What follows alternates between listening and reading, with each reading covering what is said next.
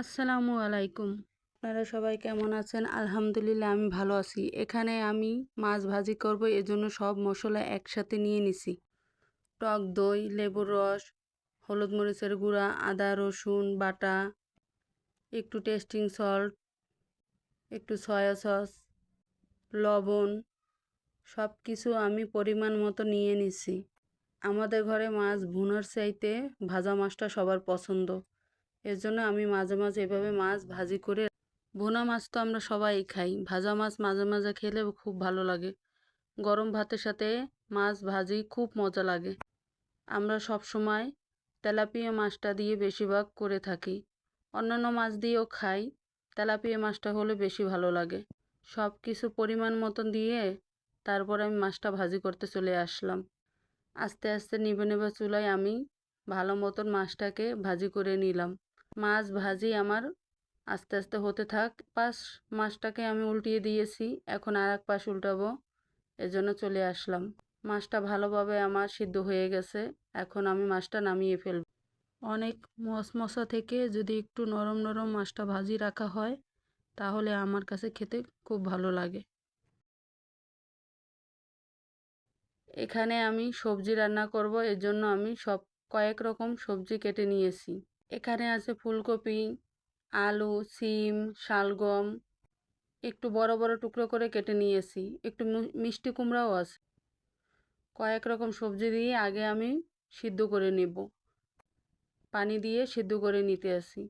এখন আমি একটু হলুদের গুঁড়া, একটু মরিচের গুঁড়া, একটু লবণ এগুলো দিয়ে ভালোভাবে আমি ঢেকে দিব। একটু সেদ্ধ হয়ে গেলে তারপর এসে আমি নাড়াচাড়া করে বাগার দিয়ে নামিয়ে নেব। এখন আমি সরাটা উল্টাই দিয়ে এখন দেখি সিদ্ধ হয়েছে কিনা।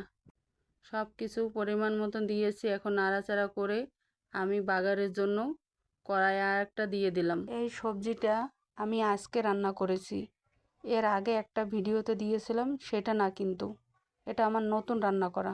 এখানে আমি রসুন কুচাই নিছি, একটু জিরা, পেঁয়াজ, ধনেপাতা, কাঁচামরিচ এগুলো আমি নিয়ে নিছি। আগে আমি জিরাটাকে দিয়ে দেব। তেলটা আমার গরম হয়ে গেছে, এজন্য জিরা আর রসুন একসাথে দিয়ে দিলাম। জিরাটা দিলে ঘ্রাণটা ভালো আসে। ধনেপাতা দিলেও আমি সবসময় একটু জিরা দিই, তাতে ঘ্রাণটা ভালো আসে। বাগার দেওয়া আমার হয়ে গিয়েছে, এখন আমি ভালোভাবে নেড়েছি। আগে অনেক সবজি একসাথে বেশি করে হাঁড়ি ভরে রান্না হতো আমাদের ঘরে, তারপর সবাই মিলে আমরা খেতাম, খুব ভালো লাগতো তখন এই সবজিগুলো। একসাথে সবাই মিলে যদি তরকারি কম হয় তাও খেতে কিন্তু অনেক মজা হয়। এখন আমি ধনেপাতা দিয়ে দেব। সব কিছু আমার পরিমাণ মতন হয়েছে, এজন্য আমি ধনেপাতা দিয়ে একটু নাড়াচাড়া করে নামিয়ে নিব। এই সবজিটা ভিজা ভিজা খেতে খুব মজা লাগে। কাজ কিন্তু করতে চাই না, তারপর করলেই করা হয়ে যায়। ভাবতেছি কতদিন ধরে খাটের নিচটা পরিষ্কার করব, কিন্তু করা হয় না। আজকে হঠাৎ করে আমরা খাটের নিচ পরিষ্কার করার জন্য চলে আসলাম। দেখেন কত ময়লা হয়েছে খাটের নিচে। হাত তো আমার পড়তে পড়তেই শেষ, চুলো গরম গরম পুছতে পুছতে হাতের অবস্থা 12টা বাজাই দিছি। তারপর গরম গরম চুলো মুছে নিলাম।